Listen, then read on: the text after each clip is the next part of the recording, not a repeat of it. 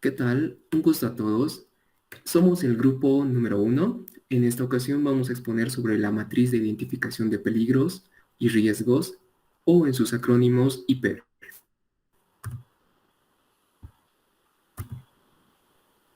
Primeramente, mi nombre es Pablo Saavedra. Comenzando con la introducción, cualquier actividad que realice el ser humano tiene un grado y un riesgo que influye en los resultados.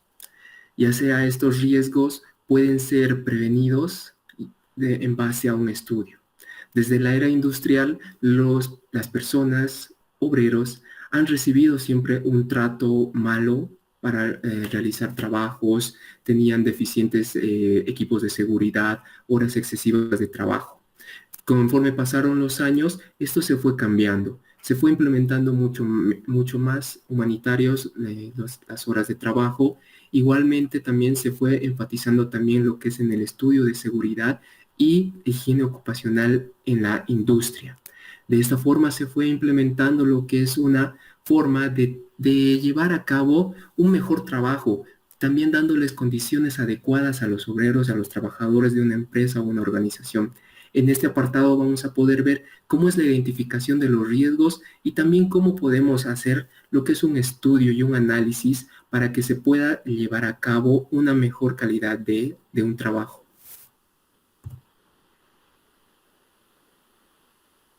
Mi nombre es Fabiola Blanco. Voy a tocar el punto lo que es identificación de peligros. La identificación de peligros laborales se realiza en base a la observación de las instalaciones o de las distintas maquinarias de dicha empresa, así como los distintos procedimientos de trabajo y teniendo en cuenta la información recibida de los trabajadores. Y para llevar a cabo la identificación de peligros hay que preguntarse tres cosas. La primera sería, ¿existe una fuente de daño? La segunda, ¿quién o qué puede ser dañado? Por último, ¿cómo puede ocurrir ese daño? Hay que preguntarse, o sea, esas tres preguntas principales para identificar el peligro. Otro punto es la clasificación de peligros. Dentro de ahí está el mecánico. Es cuando el trabajador puede sufrir alguna lesión física con una maquinaria, herramienta o materiales. Eh, Dentro del mecánico es el sobreesfuerzo. Cortes con objetos, puede ser, o sea, objetos de escritorio o herramientas de trabajo. Después está otro punto, o las caídas de personas en el mismo nivel o de distinto nivel. Después está el choque contra objetos inmóviles o móviles. Y por último está el golpes con partes de maquinaria, ya sea en movimiento o estáticas. Eh, Dentro de los peligros está el eléctrico. Está el contacto eléctrico directo. Es cuando, o sea, un cable puede estar pelado y, o sea, al tocar el cable, o sea, entramos en un contacto eléctrico directo. Después está el contacto eléctrico indirecto. Es cuando una maquinaria, o sea, sus conectores ah, no pueden estar, o sea, en un buen estado o no puede estar correctamente, o sea, prendido. Y al tocar al objeto, a la maquinaria, entras en un, o sea, en un contacto indirecto. La electricidad estática es cuando, o sea, al frotar dos globos y al acercar, o sea, al cabello de una persona, o sea, atrae eh, tipo una electricidad y es lo que es la electricidad estática. Eh, Continuando, está la, el juego y explosión. Dentro de ahí está fuego, explosión de gases, líquidos y sólidos. Generalmente, o sea, se dan más en las industrias del petróleo, gas, como por ejemplo el YPFB en Bolivia. Después están los químicos, ahí están polvos, sílice, granos, otros. Por ejemplo, el sílice es un cristal común que se presenta naturalmente. O sea, mayormente se puede ver en trabajos de minería, una construcción de carretera o túneles. Después están los metales, ahí dentro de ahí están los soldadores, fundición y otros. En solventes orgánicos, dentro de ellas están las pinturas, barnices, desengrasantes, lavado de piezas u otros. Otro punto es los físicos. Dentro de los físicos está el ruido, por ejemplo, o el ruido, o sea, puede ocasionar efectos negativos en la salud, como el estrés, la irritabilidad de una persona. Después está la carga térmica. Esto se relaciona con la existencia de altas temperaturas, humedad y trabajos que impliquen un cierto esfuerzo físico. Y por último están las vibraciones. Las vibraciones de un cuerpo entero pueden producir trastornos respiratorios o sea, puede afectar al sistema nervioso. Otro de los peligros es los biológicos, los infectocontagios. Por ejemplo, son generalmente más microorganismos tales como el virus, bacteria, hongos y parásitos que pueden ser transmitidas mediante el contacto directo con pacientes infectados. Después están las picaduras de insectos, como su nombre lo indica. Después están los vegetales, pueden estar en mal estado o un mal manejo. Están también los fisiológicos, otro de los peligros. Dentro de esa, el gasto energético excesivo puede ser sobre exigencia de un trabajo o por un corto tiempo.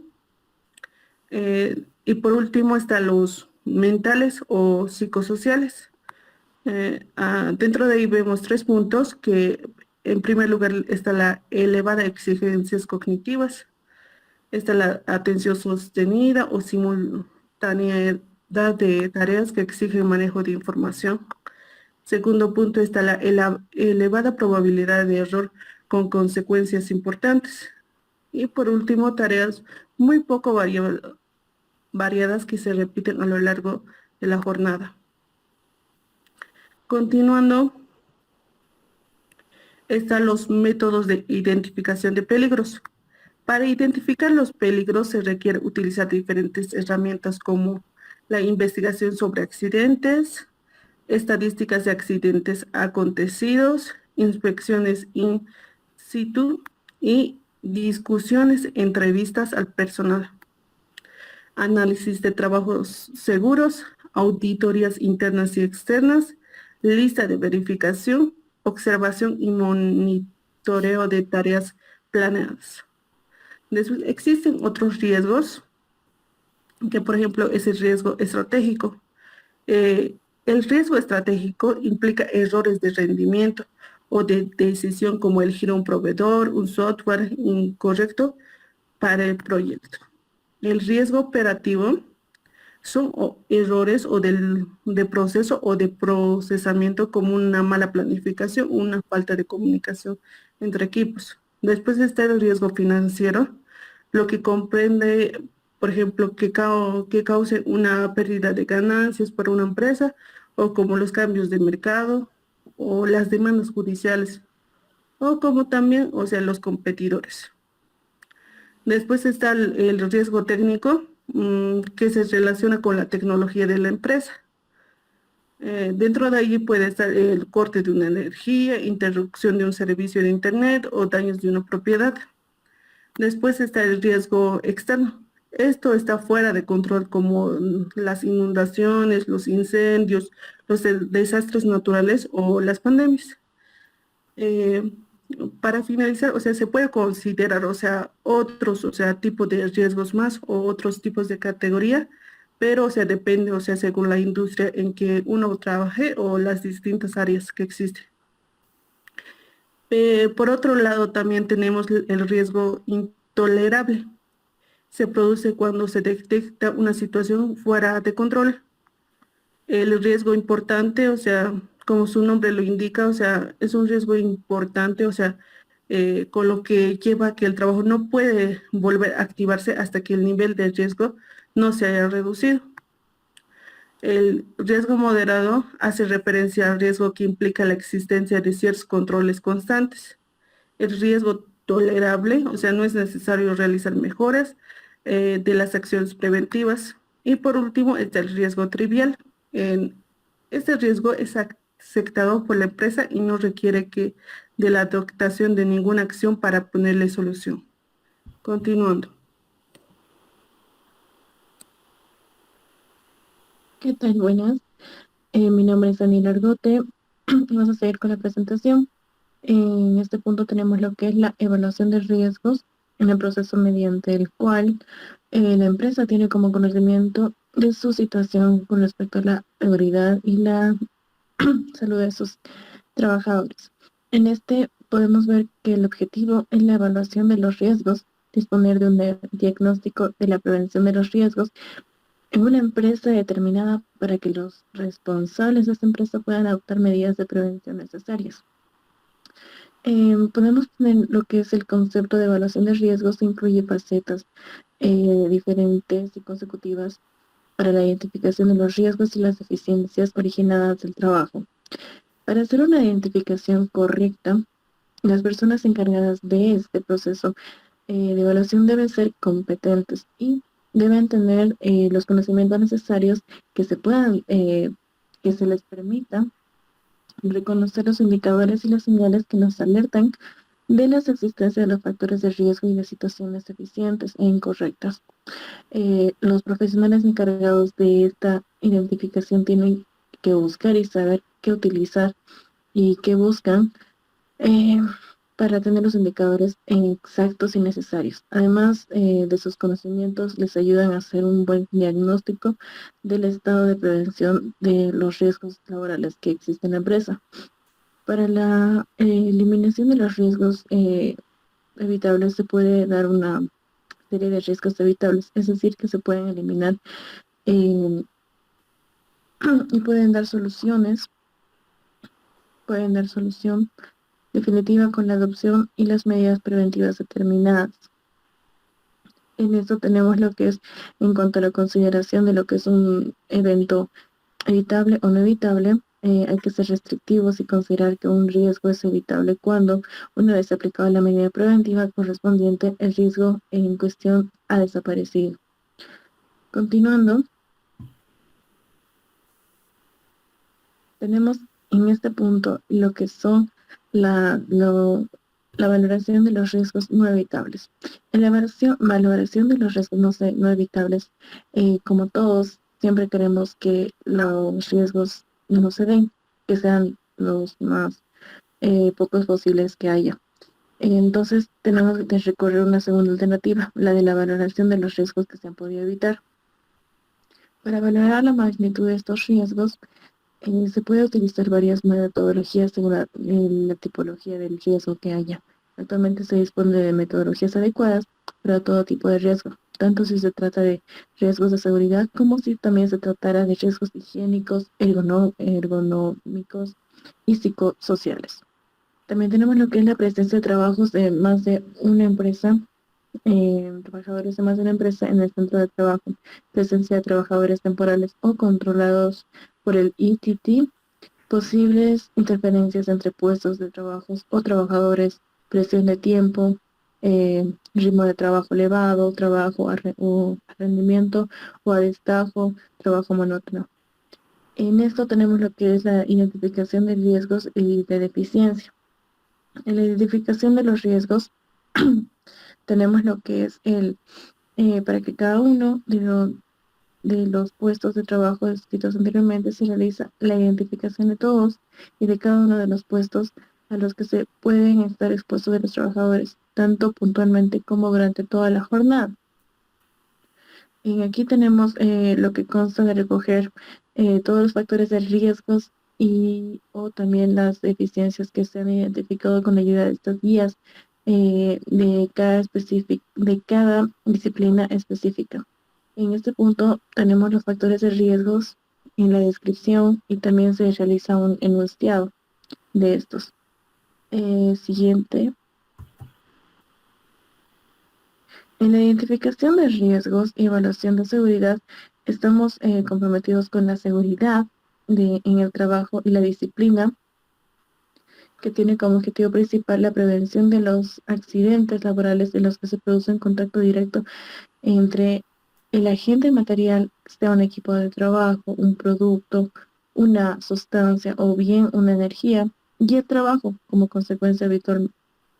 Pero en esto no es exclusivamente traumático, también puede llegar a existir lo que es las quemaduras, las heridas, las contusiones, las fracturas y también las amputaciones. Hay que tener muy en cuenta que una vez clasificado todos estos riesgos inevitables o no, se pasa a la evaluación de los riesgos que no se han podido evitar para cuantificar la gravedad de los mismos. Hay varios sistemas que para cuantificar la gravedad de los riesgos de seguridad se tienen que hacer. Su adecuación depende de la cualificación de quien nos la aplica, de la forma en la que se hace. Continuando, tradicionalmente, el primer contacto de las empresas con el mundo de la seguridad y la salud laboral se ha debido a problemas como pueden llegar a ser deficientes y factores de riesgo relacionados con la salud. Por este motivo, los riesgos son a menudo eh, más conocidos no solo por el hecho de los profesionales competentes, sino también por las empresas. Sin embargo, el cambio constante que se produce en las condiciones de trabajo a raíz de la utilización de nuevos productos, ya sean equipos o tecnología nueva, junto con la actualización de las normativas vigentes, hace que los riesgos clásicos de seguridad también vayan cambiando y se vayan modificando. Por lo tanto, es necesario disponer de este elemento de referencia que ayuden en esta tarea para la identificación de los riesgos. En la eliminación de los riesgos evitables tenemos lo que son los locales de trabajo. En este podemos tomar en cuenta las paredes, el suelo, los techos y vías de comunicación o transitación. ¿Por qué? Porque cuanto pasa el tiempo también se van dañando estas instalaciones. En equipo de trabajo tenemos lo que es justamente las máquinas, las herramientas y los aparatos. En eso tenemos que tener en cuenta que tenemos la capacitación debida para utilizarlos. Están las energías e instalaciones. Están también lo que sería la electricidad, el gas, el aire comprimido. Y por último, serían los productos y sustancias de manera del material, de materias primas y productos químicos, que si no tenemos una buena capacitación es mejor no meterse en ese lado. Continuando, en la desviación, justamente estamos con lo que es la clasificación de la desviación, describe el hecho anormal porque altera el desarrollo normal y la continuidad del trabajo. Por ejemplo, la pérdida de control total o parcial de una máquina o una caída sobre alguna cosa o desde alguna cosa. En la desviación tenemos lo que están divididos en la desviación por problema eléctrico, explosión de fuego, desviación por desbordamiento, vuelco, fuga, derrame, derramamiento, vaporización o emanación, rotura, estallido, deslizamiento, hundimiento o caída de un agente material. En la pérdida tenemos total o parcial en control de las máquinas o medios de transporte. Puede ser equipos de carga, herramientas manual, objeto o animal. También tenemos lo que es la caída de personas.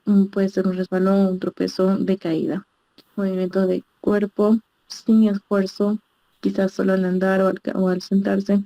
Generalmente provocan una lección externa y el movimiento de cuerpo a consecuencia o con un gran esfuerzo físico. Generalmente esto llega a ser una lesión interna.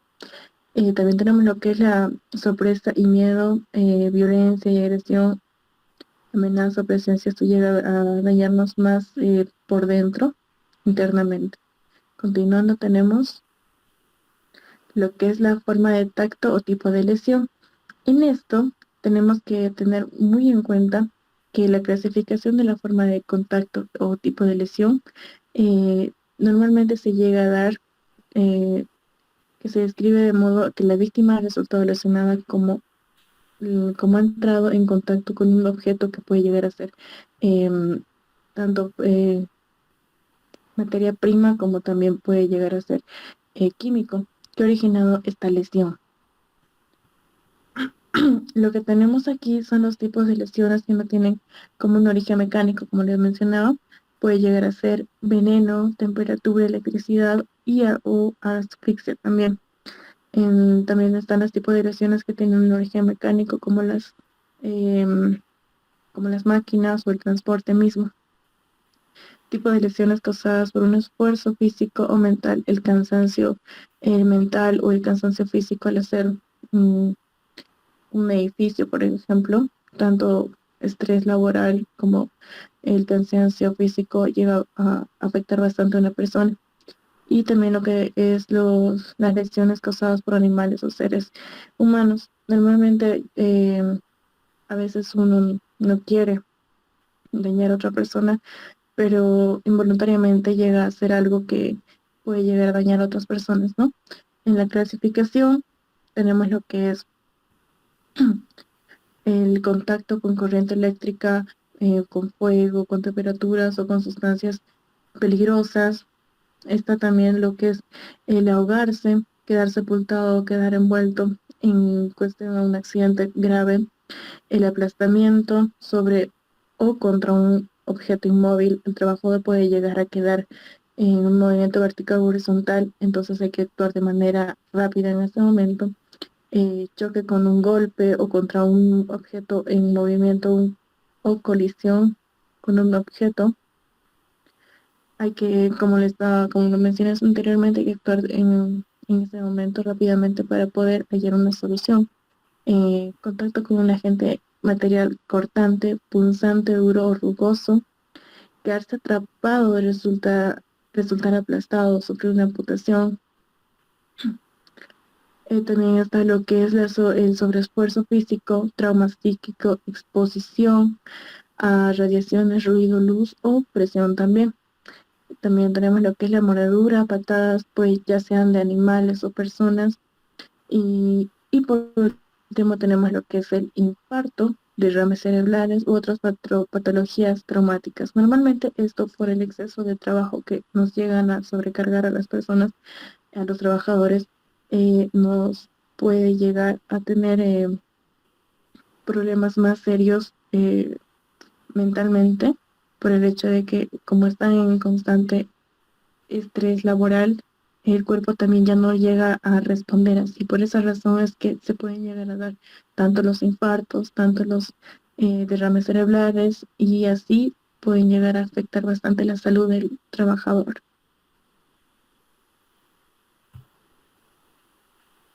¿Qué tal? Mi nombre es Melanie Montaño y voy a continuar la explicación sobre la evaluación de riesgos. Una vez que se identifican los peligros, se procede a evaluarlos para determinar su magnitud de riesgos, que esto va en función a su probabilidad de ocurrencia por las consecuencias, como podemos observar en la ecuación. La magnitud de riesgos es igual a la probabilidad por consecuencia. Esto se realiza con el propósito de facilitar las decisiones preventivas que se llevan a cabo dentro de la empresa. Para cada peligro identificado se tiene que estimar el riesgo, determinando la potencial de severidad del daño, en este caso la consecuencia, y la probabilidad de que ocurra el daño. Para determinar la potencial severidad del daño, tiene que considerarse dos aspectos: las partes del cuerpo que se verán afectados y la naturaleza del daño, que esto se gradúa desde ligeramente dañino hasta extremadamente dañino. En cuanto a ligeramente dañino, esta gradación se tiene que adoptar en aquellos casos en los cuales pueden generar a los trabajadores daños superficiales, como pueden ser cortes, magulladuras, irritaciones en los ojos, tal vez por el polvo que causa su trabajo. En cuanto al dañino, esta gradación se adopta en aquellos casos en los cuales se generan laceraciones, quemaduras, torceduras importantes o fracturas menores.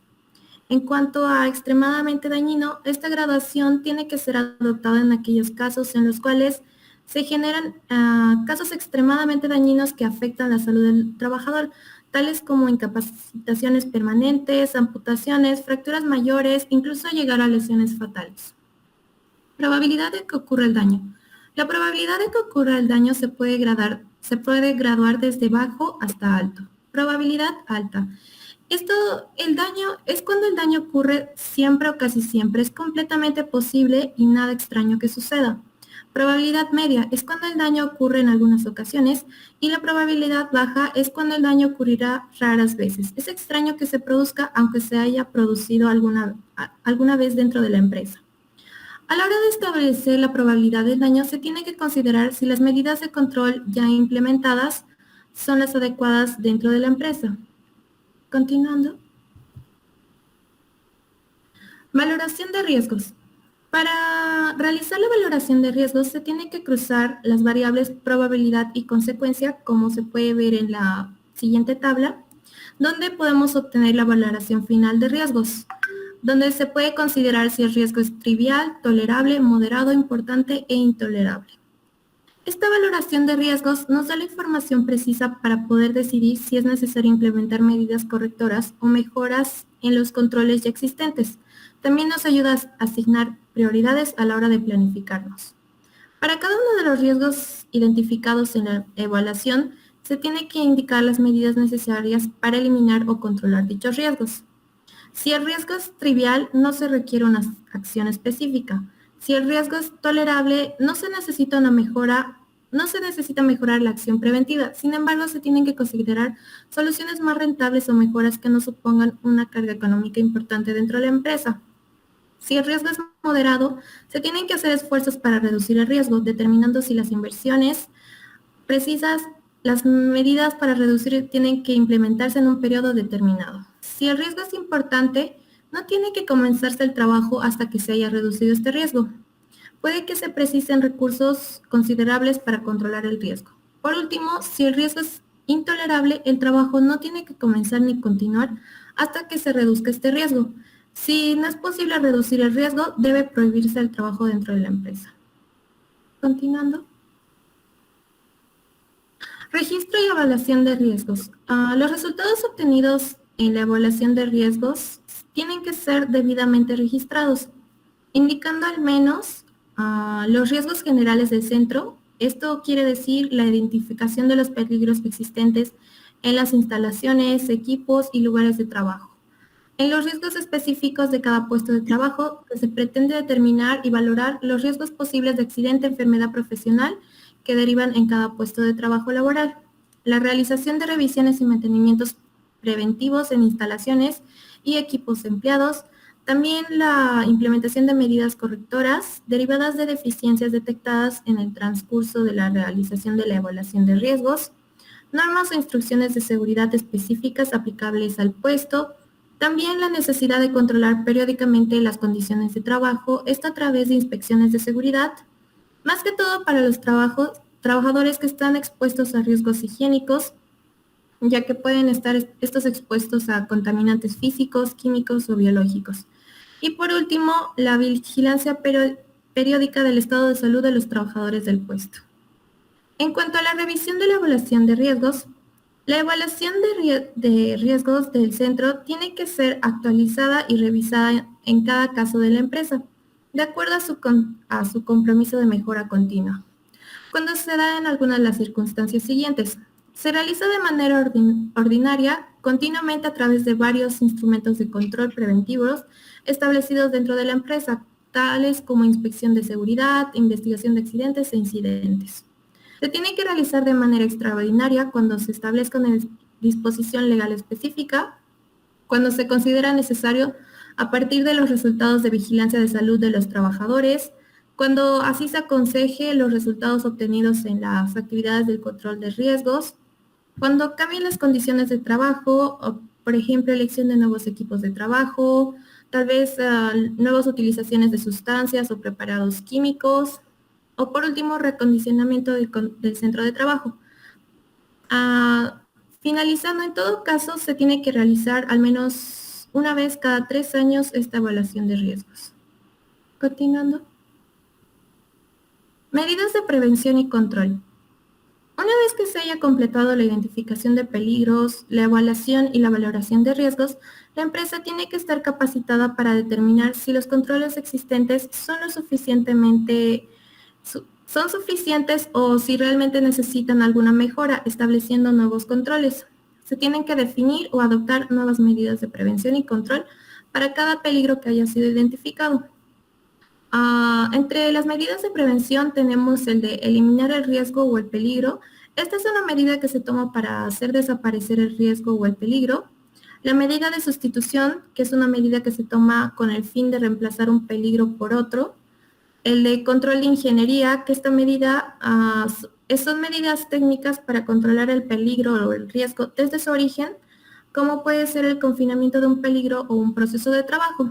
Por último, tenemos el control administrativo, que esta medida tiene como fin reducir el tiempo de exposición al peligro, como puede ser la rotación del personal, los cambios en la duración o el tipo de jornada de trabajo, esto con el fin de que los trabajadores no estén expuestos mucho tiempo al peligro que puede ser identificado.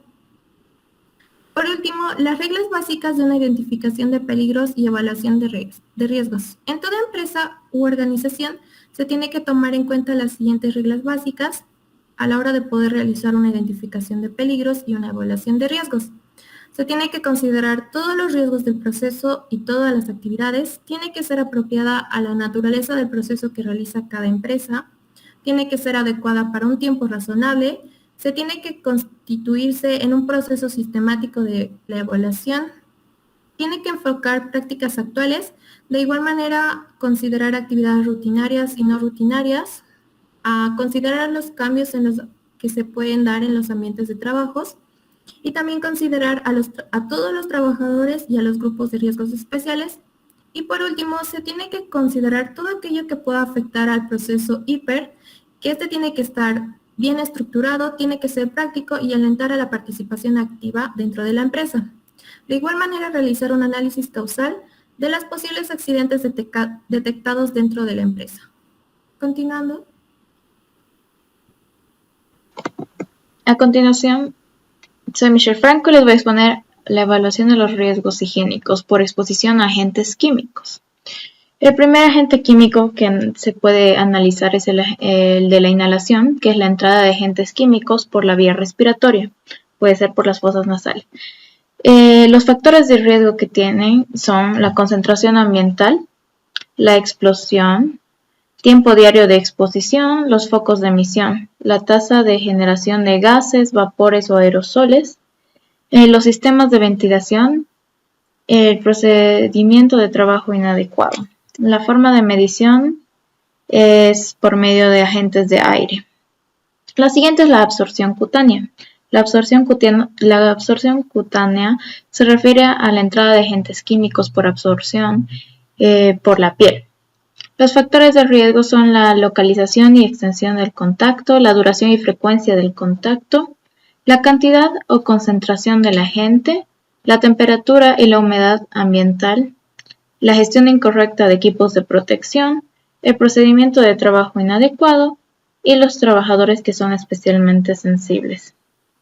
El método de evaluación es por riesgo higiénico de absorción. Continuando. Tenemos el de contacto.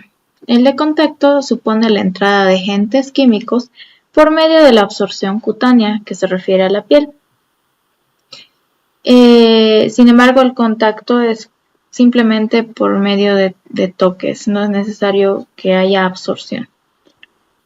Factores de riesgo. El primer factor de riesgo es la superficie de un cuerpo expuesta, la frecuencia de exposición, la gestión incorrecta de los EPI, el procedimiento de trabajo inadecuado, la inexistencia de métodos de control de fugas y derrames dentro de la institución y los envases inadecuados, para valorar los riesgos derivados de la manipulación directa. El siguiente es el de vía parenteral, que es la entrada de agentes químicos por medio de heridas abiertas y expuestas. Los factores de riesgo son el deterioro de la piel, el uso de objetos o herramientas que son corsopunzantes, la frecuencia de contacto, el procedimiento del trabajo inadecuado, los trabajadores especialmente sensibles. Para esta vía no se conocen métodos de evaluación de riesgo. La siguiente vía es la vía de ingestión, que es la entrada de agentes químicos por medio de la ingestión por el sistema gastrointestinal. Los factores de riesgo son los hábitos higiénicos personales que puede tener el trabajador, la posibilidad de comer, beber o fumar Dentro del ambiente laboral, los trabajadores especialmente sensibles a estos agentes, la exposición simultánea a varios agentes y el procedimiento de trabajo inadecuado. Para esta vía tampoco se conocen métodos de evaluación del riesgo. A continuación. Mi nombre es Daniel Quelizaya y bueno, la evaluación de riesgo higiénico por exposición a agentes biológicos. Un agente biológico o bioagente es un organismo, como una bacteria, un virus, un parásito, un hongo, etc. Una toxina con la capacidad de afectar de manera adversa la salud de los trabajadores en diversos modos. Para evaluar el riesgo higiénico por exposición a agentes biológicos, hay 4, los cuales son el foco de origen. ¿Qué quiere decir esto?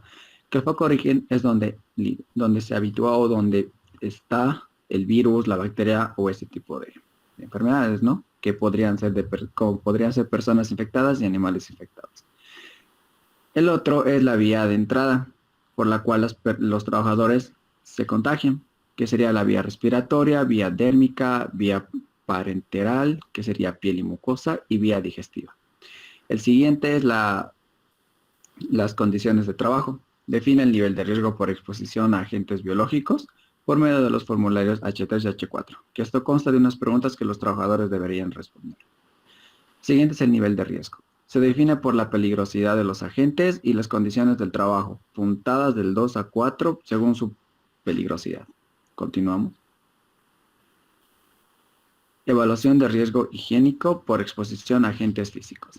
En este vamos a ver 3 que son radiación, ambiente térmico y el ruido.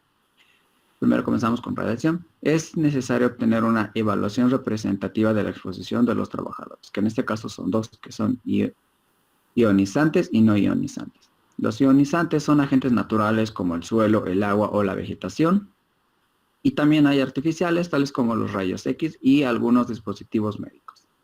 Los no ionizantes incluyen la luz infrarroja y la ultravioleta, también los microondas, las ondas de radio y la energía de radiofrecuencia de los teléfonos móviles.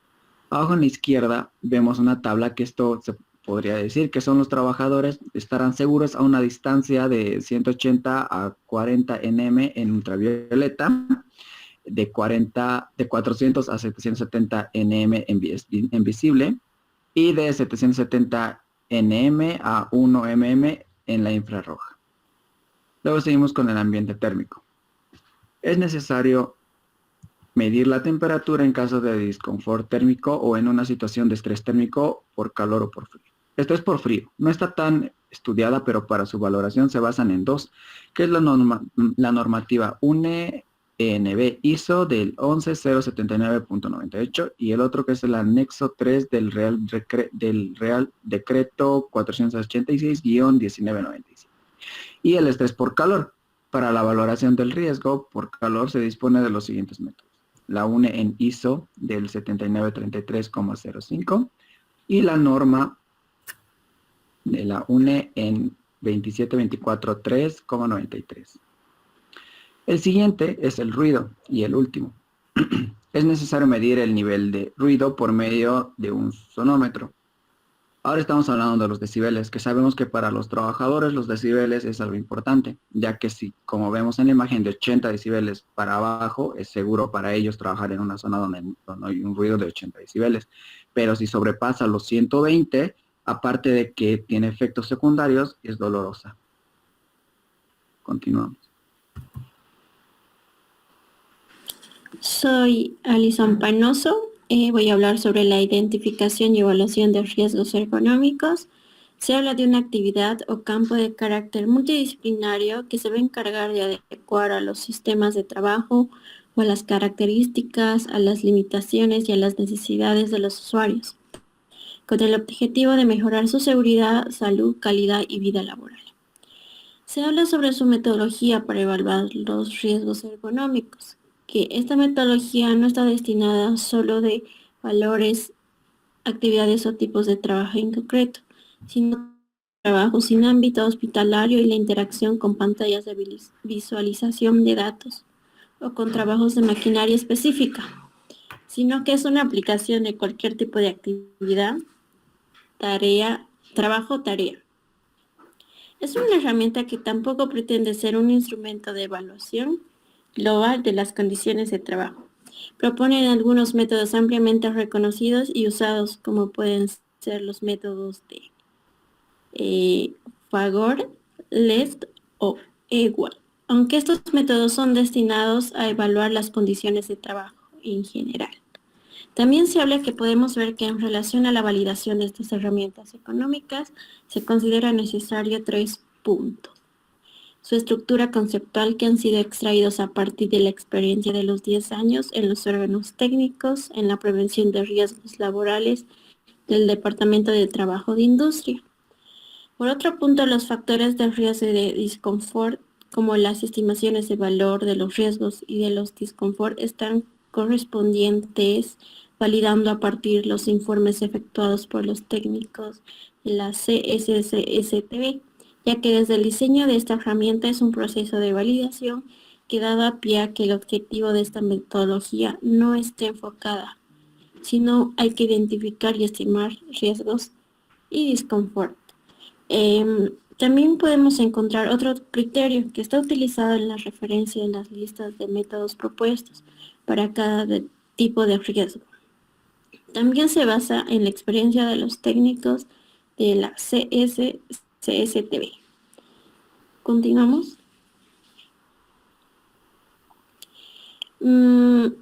Metodología para evaluar la carga física del trabajo.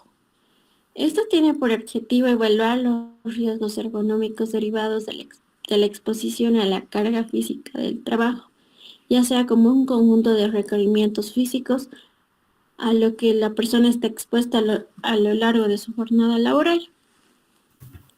Encontramos la fase 1, que es una identificación de los factores de riesgo y de los riesgos ergonómicos físicos, ya que trata de identificar los puestos de trabajo en la actividad habitual que conlleva factores de riesgos físicos por sobrecarga de trabajo que puedan efectuar a la salud de las personas. Tiene 8 riesgos económicos, biomecánicos y 1 de esfuerzo físico en general. La fase 2, que habla sobre la valoración del puesto de los riesgos detectados, que este es preciso que el evaluador disponga del trabajo de cada puesto en tareas y valores de los riesgos presentes en cada uno de ellos, donde se encuentra la denominación del puesto del trabajo y la tarea, el número de trabajadores expuestos que ocupan este puesto de trabajo, el tiempo de exposición al riesgo que se da como un cómputo total de la jornada laboral. También se valora cada forma particular de los riesgos en función al grado de negatividad. También se habla de las sensibilidades específicas, ya que son aspectos que pueden sufrir algunas personas expuestas y por ello las consecuencias que pueden tener algunos riesgos sobre su salud. Habla sobre la valoración de cada riesgo que se realiza a través de la función de una exposición de la intensidad y que se distinguen en riesgos valorables por medición y riesgos valorables por estimación. Y se establece 5 valores de gravedad que son muy leve, leve, moderado, grave y ergonómicamente no tolerable. Fase 3. Habla sobre la prevención de los riesgos valorados, que son casillas de medidas preventivas, que es una fase que deben hacerse constar en las filas medidas correctivas y preventivas. Son acciones que pueden evitar, reducir o controlar cada factor de riesgo ergonómico físico detectado.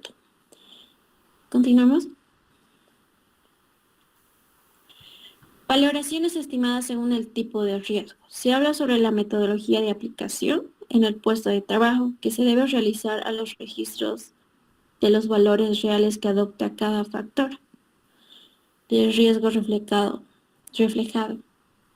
En el actual se obtendrá el valor de la intensidad de riesgo derivado del desplazamiento vertical en los materiales.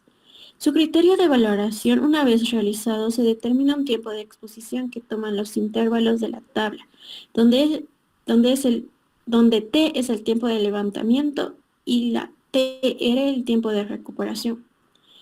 Se habla sobre elaboración estimada del riesgo derivado del transporte de cargas, donde su metodología de aplicación se debe medir o registrarse por la distancia recorrida, a la altura de la sujeción, la carga y la frecuencia del transporte, y por otro lado el sexo de la persona que realiza el transporte.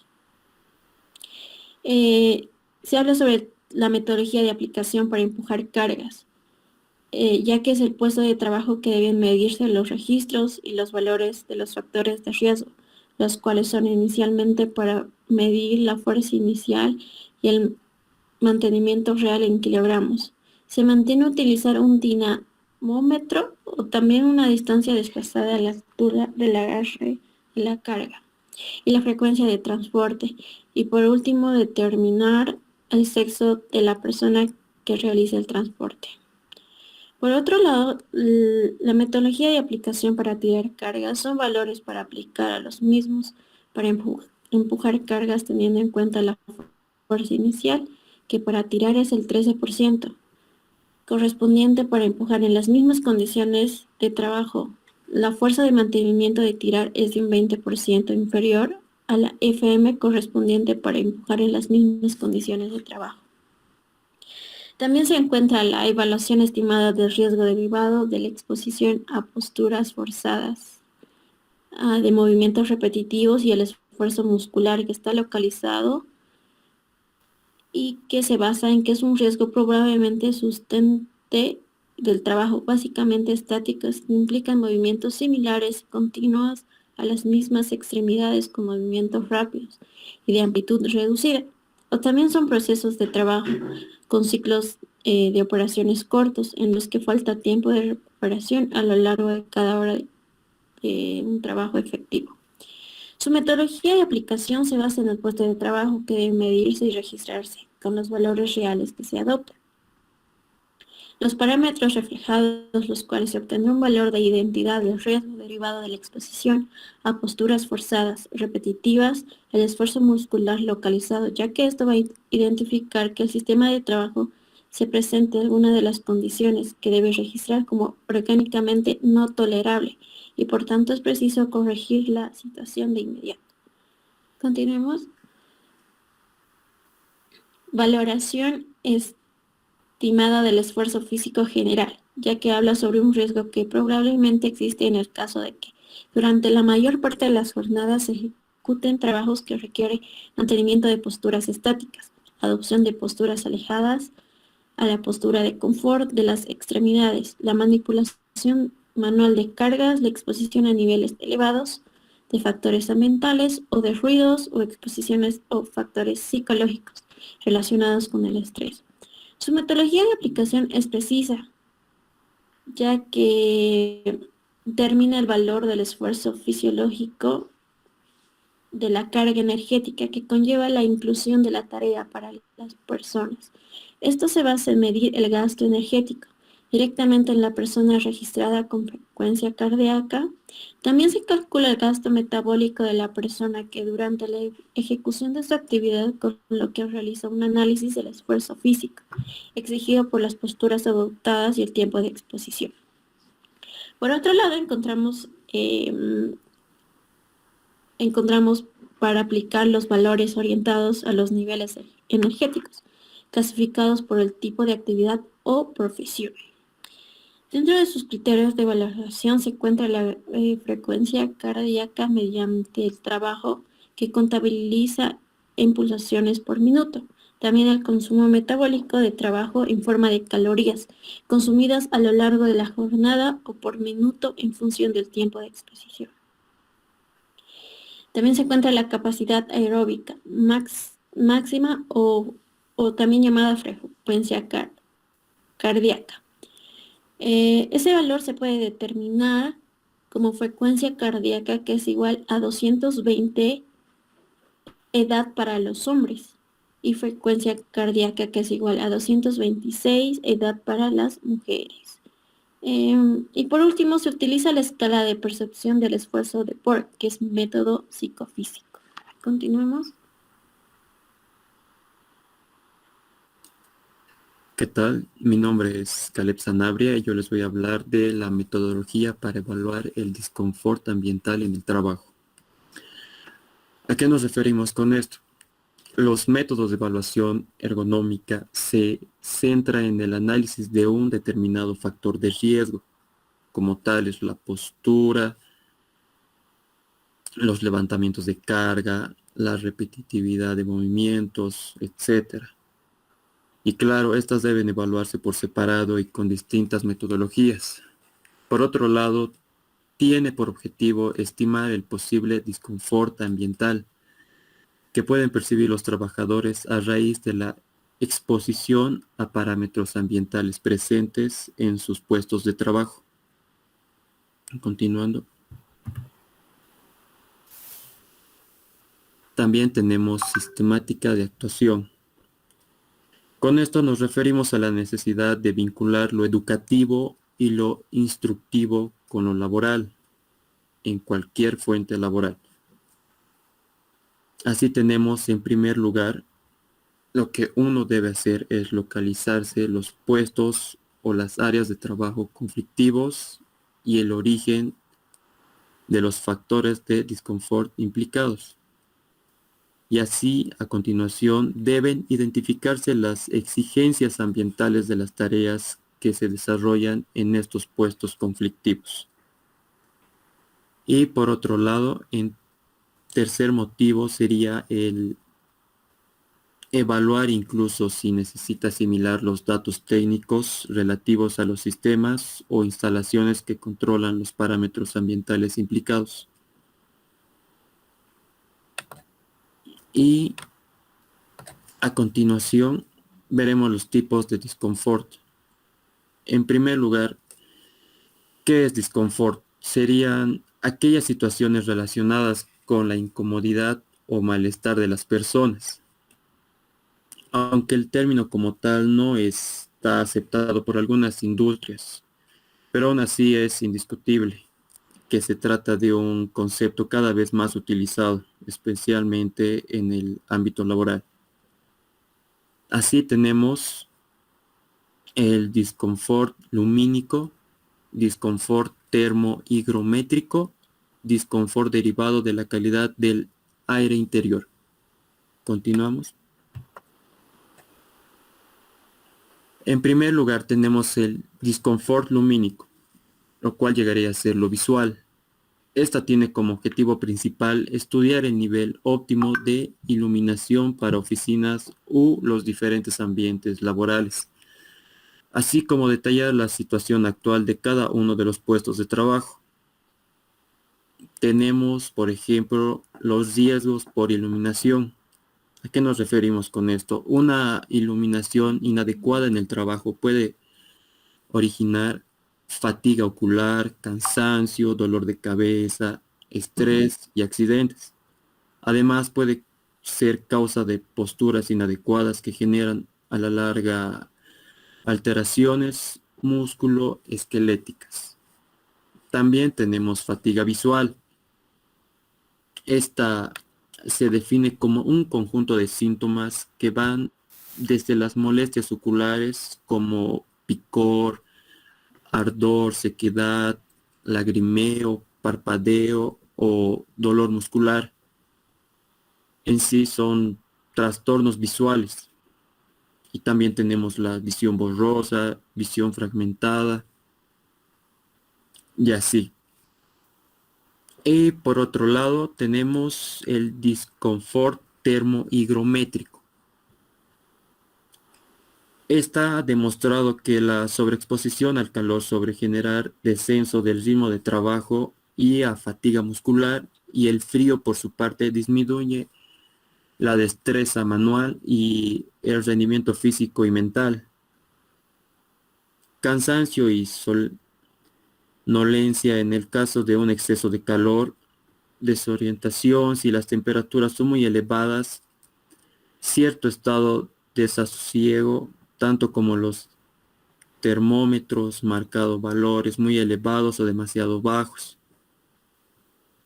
como por ejemplo las temperaturas elevadas, la humedad, y exposición a corrientes de aire de forma continua o irradiación excesiva. Y por otro lado también tenemos el disconfort derivado a la calidad del aire. Estas son a causas de la temperatura, la humedad, el ruido, la velocidad del aire o la exposición a fuentes de contaminación. Tomando muy en cuenta esta parte de las fuentes de contaminación, podríamos decir como un ejemplo, supongamos que somos operadores nucleares. ¿Cómo tomaríamos en cuenta esto?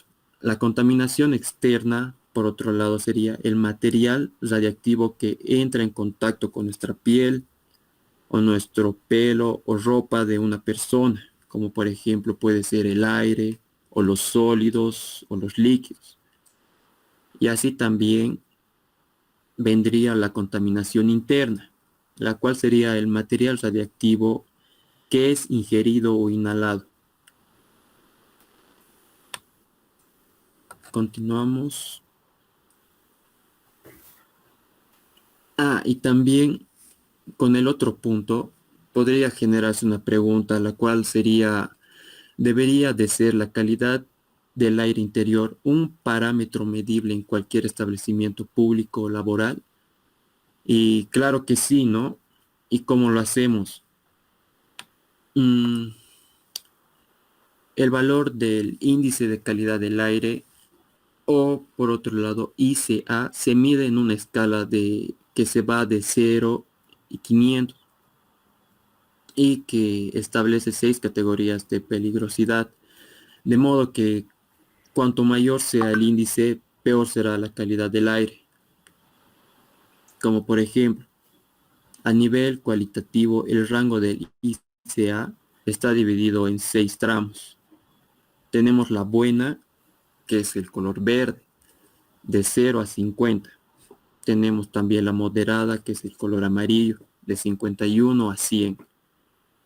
Y también tenemos la dañina a la salud para grupos sensibles, que sería el color naranja, de 101 a 150. Y la más peligrosa sería la de color marrón, superior a 300.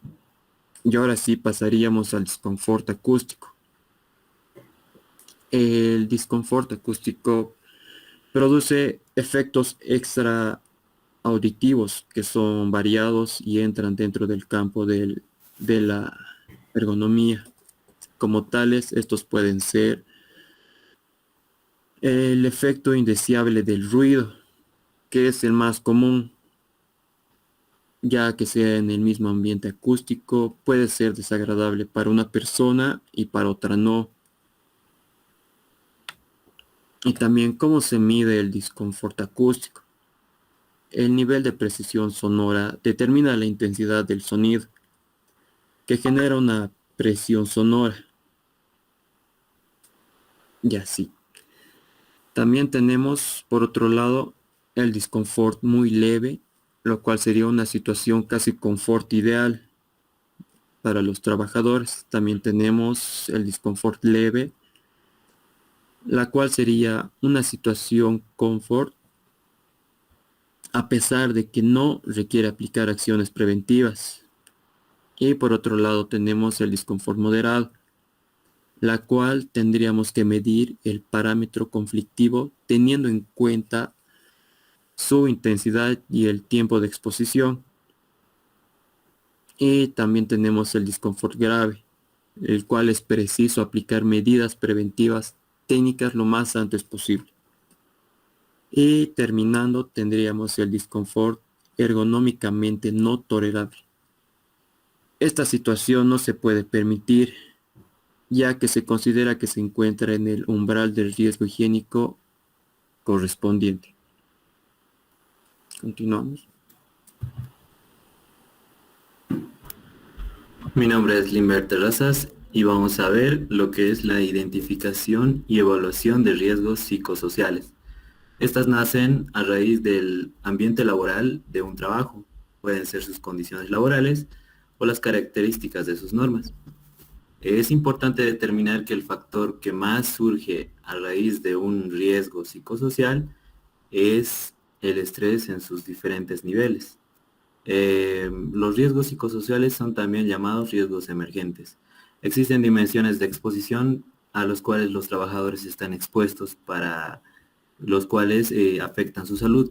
Estas son exigencias psicológicas del trabajo, trabajo activo y desarrollo de habilidades, apoyo social en la empresa y calidad de liderazgo, e inseguridad en el empleo y condiciones laborales. Por último está una situación más, una dimensión más, que es el de la doble presencia, donde se basa en la desigualdad entre hombres y mujeres al momento de realizar sus funciones laborales, lo que desemboca en una desigualdad en la afectación de la salud entre ambos. Continuando, explicamos lo que son las exigencias psicológicas del trabajo. Siguiente, por favor. Las exigencias psicológicas en cuanto a las cuantitativas se refieren al volumen de trabajo que los empleados reciben y la presión que desarrollan a la vez. Exigencias psicológicas o cognitivas se refiere al el desarrollo de sus capacidades y sus habilidades para su crecimiento personal. Estos deben ser provistos por su empresa o por su fuente laboral. Las exigencias psicológicas emocionales se basan en que los trabajadores, al cumplir sus funciones, desarrollan sentimientos y emociones. Estos pueden ser de manera positiva o negativa. Las exigencias psicológicas de esconder emociones vienen de la mano con lo último. Se refiere a que los trabajadores, cuando están en un ambiente laboral precario o de una presión constante, desarrollan emociones y sentimientos negativos en su mayor parte, y estos no los pueden decir por temor a la pérdida de su fuente laboral, por lo cual lo esconden y se reservan las opiniones y las críticas que tengan. Finalmente están las exigencias psicológicas sensoriales, que se basa en el desgaste de los sentidos de los trabajadores, la fuerza física, mental y cognitiva. Siguiente. Empezamos con la dimensión de trabajo activo y desarrollo de habilidades. Partimos por la influencia en el trabajo de los empleados. Esto es importante detallar que las empresas deben darles un margen de decisión y una autonomía determinada a los empleados para que estos tengan una satisfacción laboral. Posibilidades de desarrollo en el trabajo. Las empresas deben brindar esas oportunidades de crecimiento tanto para las capacidades como para las habilidades de sus trabajadores. Control sobre los tiempos de trabajo. También deben proporcionar la independencia del control de sus tiempos de descanso, de vacaciones, de permisos y demás. Todo se engloba a que eviten que desarrollen riesgos psicosociales, es decir, estrés, cansancio, agotamiento, resentimientos, etc. Sentido del trabajo. La empresa debe darle al trabajador o debe demostrarle que sus funciones tienen un objetivo y tienen sentido para la empresa. En cuanto al último, integración en la empresa, una vez cumpliendo todos los puntos, los trabajadores deben sentirse integrados en la empresa, compartiendo los objetivos y finalidades que tienen como organización en conjunto. Continuando, explicamos la dimensión de apoyo social en la empresa y calidad del liderazgo. Empezamos por la previsibilidad. La empresa debe ser capaz de informar y de dar tiempo para que sus trabajadores puedan adecuarse o acomodarse a los cambios que realice en la empresa, las órdenes y decisiones que les vayan a llevar. Claridad de rol. Se refiere al manual de funciones. Debe estar bien especificado el rol de cada puesto de trabajo. Luego vienen los conflictos de rol. Esto va de la mano con el manual de funciones. Si no se tiene determinado las funciones de un puesto, se tiene como consecuencia contradicciones en cuanto a las funciones que desempeñan los empleados. Claridad de liderazgo. Toda empresa debe tener una dirección bien establecida y bien organizada para brindar apoyo al crecimiento de su personal. Y finalmente, apoyo social en el trabajo.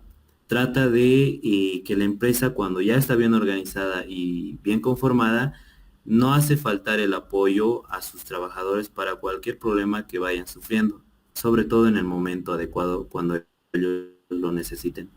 Continuando, explicamos la dimensión del empleo, la inseguridad en el empleo y condiciones laborales. Tomamos 2 puntos. La inseguridad en el empleo se basa en la estabilidad laboral que la empresa va a proporcionar a su trabajador, haciéndole sentir importante y sobre todo no dándole criterios de que cualquier momento se le puede despedir. Estima es la compensación que la empresa brinda al trabajador por sus funciones bien realizadas, por el cual va a sentir una satisfacción laboral. Continuando, podemos observar que hay otras dimensiones. Estas son correlacionadas, empezando por la satisfacción con el trabajo. Cuando un trabajo se siente satisfecho y cómodo en un empleo donde se siente estimado y querido y valorado, existe una buena productividad y por ende una satisfacción propia, lo que conlleva a una salud general, que es la estabilidad tanto mental como psicológica. Después viene lo que es la salud mental en específico, donde se trata de que es el punto más determinante para que el trabajador no pueda efectuar lo que son situaciones de estrés y cosas que le aquejen. Y finalmente, todo esto engloba en la vitalidad del empleado, donde se va a sentir tanto satisfecho como sano a nivel mental y físico.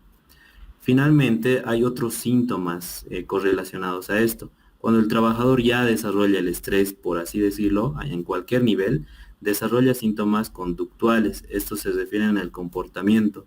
Su comportamiento cambia. También hay síntomas somáticos, donde se ve reflejado con daños en su físico. Pueden ser sarpullidos, moretones y demás.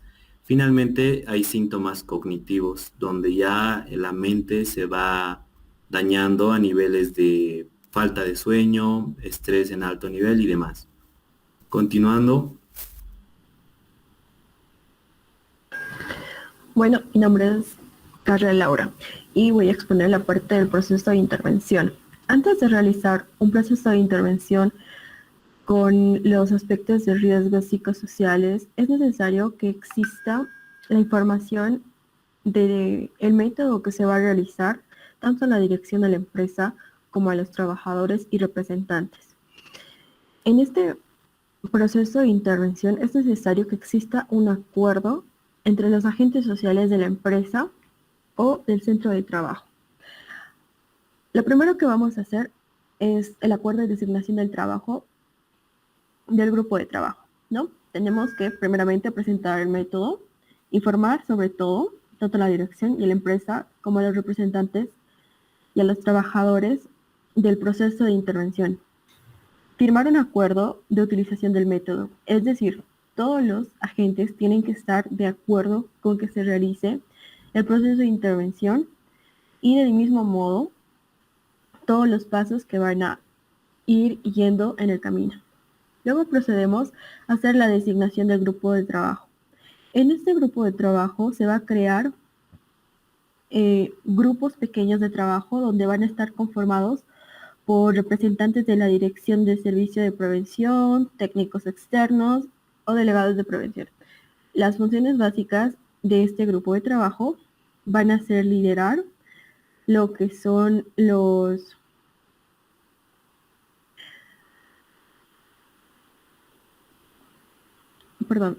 van a liderar lo que son las distintas fases del proceso, van a preparar el trabajo de campo. Continuando, vamos a irnos a la parte de la preparación del trabajo de campo. En esta parte, el objetivo es la evaluación de los riesgos, con el que la idea de todo esto es de que logramos con los cuestionarios realizar un mayor número de personas que lo vayan a realizar. Es decir, los cuestionarios tienen que ser llenados por la totalidad de las unidades que están sujetas a la evaluación de los riesgos.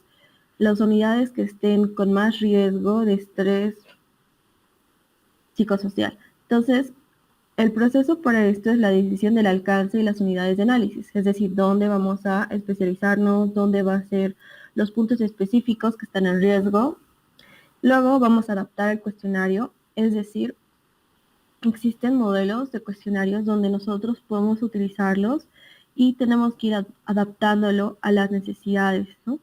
Si existe mayor riesgo de estrés laboral, si existe más riesgo de desarrollo de enfermedades mentales, etc.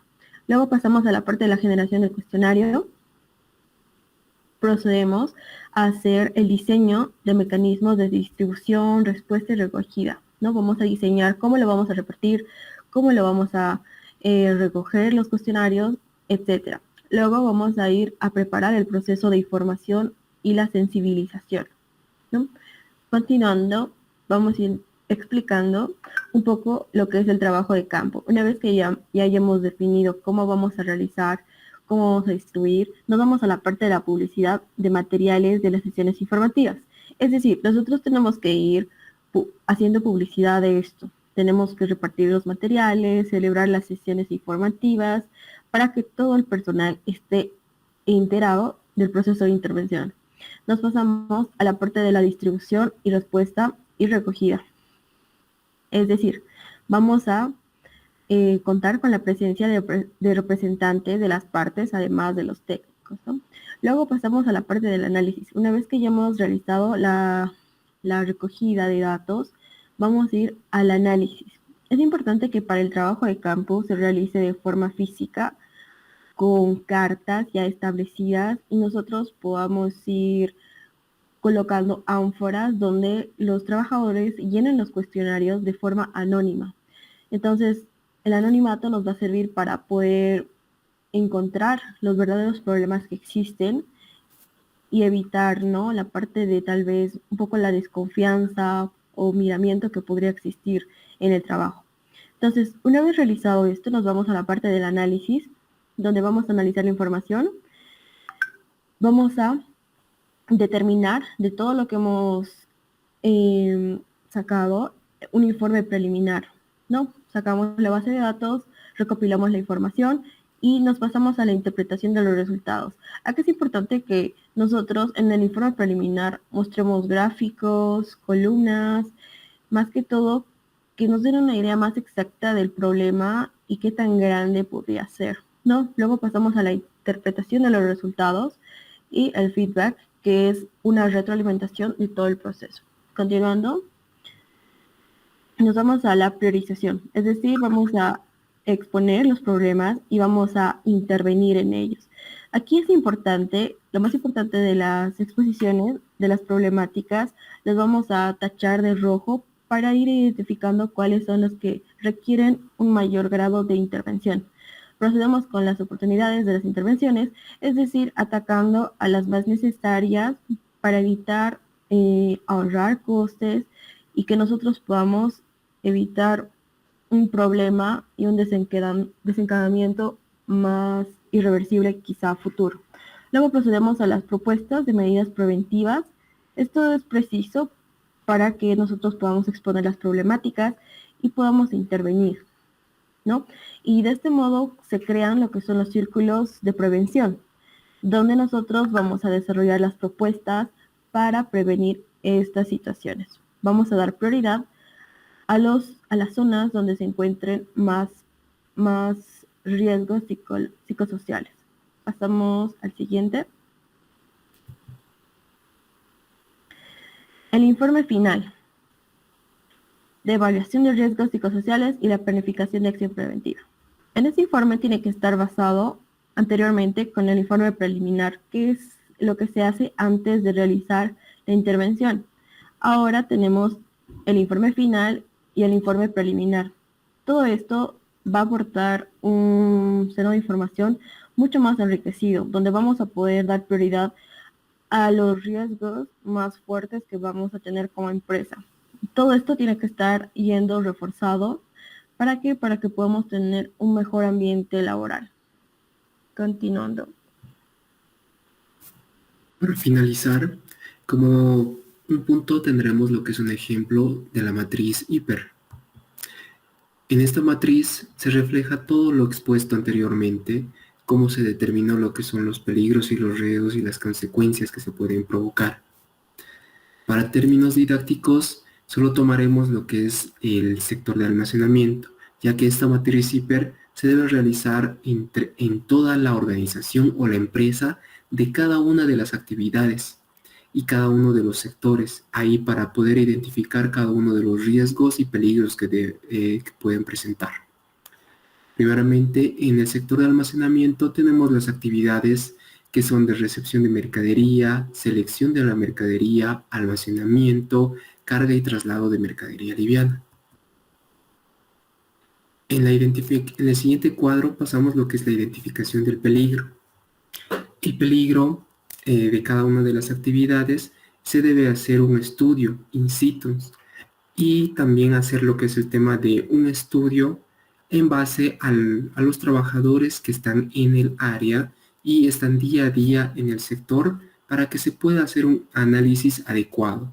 Este análisis nos va a ayudar a determinar cada uno de los riesgos que puede estar latentes en ese dicho sector.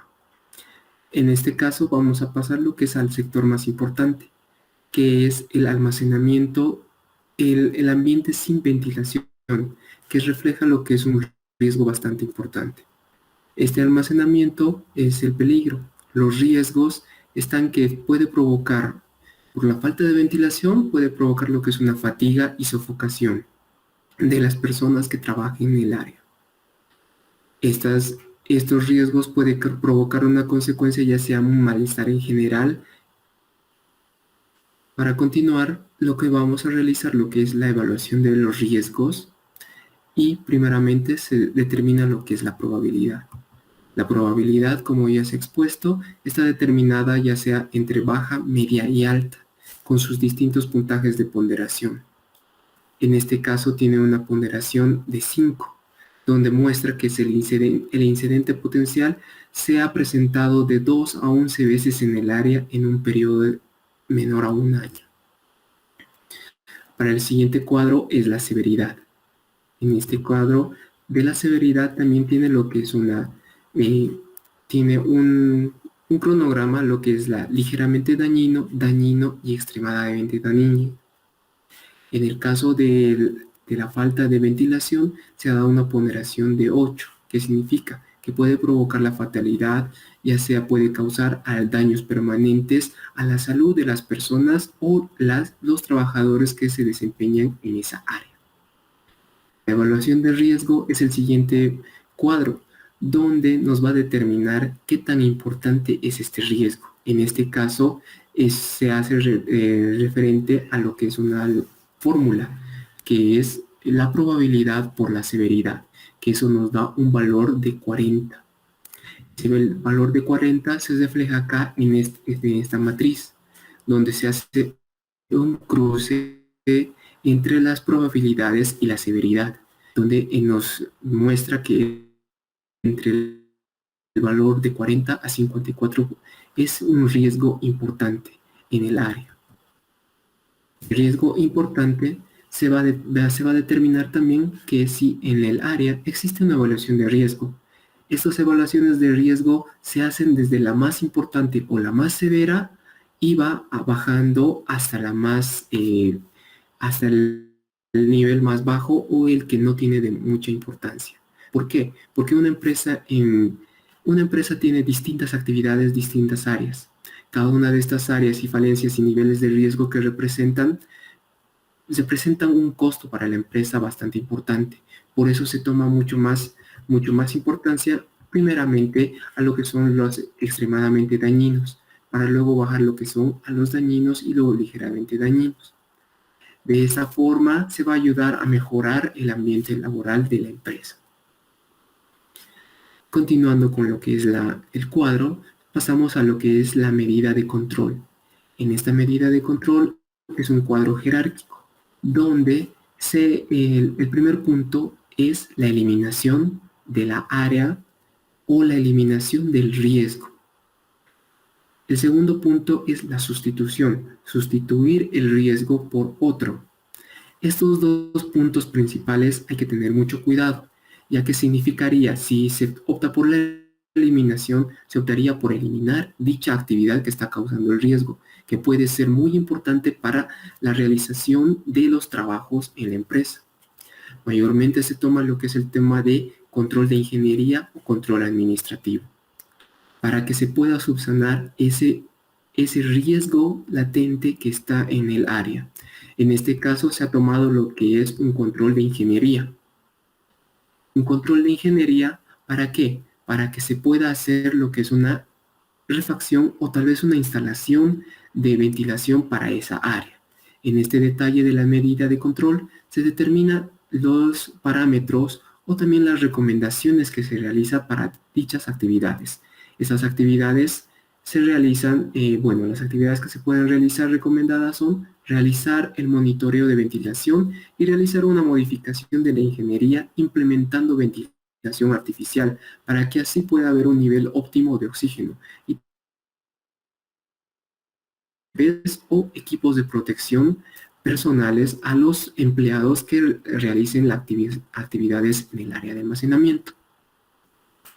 Con esto podemos resumir toda la importancia que tiene la hiper en una organización o una empresa. En conclusión, como podemos haber observado, hay distintos riesgos, distintos peligros en cada una de las actividades de una empresa, una organización e incluso también en la vida diaria. Y nos ayuda también este sistema a determinar cada uno de los riesgos latentes que pueden provocar daños a la integridad de las personas igual incluso los obreros que están trabajando en las dichas áreas. Estos riesgos pueden ser evitados y también se puede evitar que causen más costos a las empresas, también logrando evitar siniestros o daños fatales que pueden ser irreversibles y pueden causar un gran costo para las empresas y organizaciones. Como podemos observar, últimamente ya se está tomando mucha más importancia a lo que es todos estos temas de salud ocupacional y seguridad industrial para mejorar la calidad de vida y el área de trabajo de los distintos colaboradores, empleados y obreros de las organizaciones y empresas. Muchas gracias.